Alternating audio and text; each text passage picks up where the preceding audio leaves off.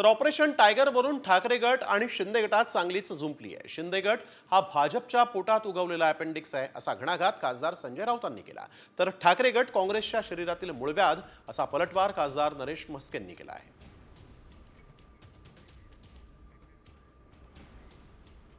हा जो आहे शिंदे गट हा भारतीय जनता पक्षाच्या पोटात उगवलेला अपेंडिक्स आहे।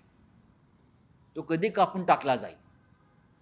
पोटामध्ये एक अपेंडिक्सची गाठ येते, ती गाठ आहे अपेंडिक्सची, ती हळूहळू सुजते आणि मग ती पिकते, ती फुटते किंवा कापून टाकली जाते। तेव्हा आमचं ऑपरेशन करण्यापेक्षा तुमचं अपेंडिक्सचं ऑपरेशन फडणवीस करतायत।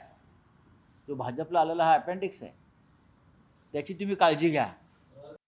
आज काँग्रेसच्या शरीरातील मूळव्याध शिवसेना उभाटा ठरलेली आहे। संजय राऊत बांडगुळाची भूमिका करतायत काँग्रेसच्या झाडावरती।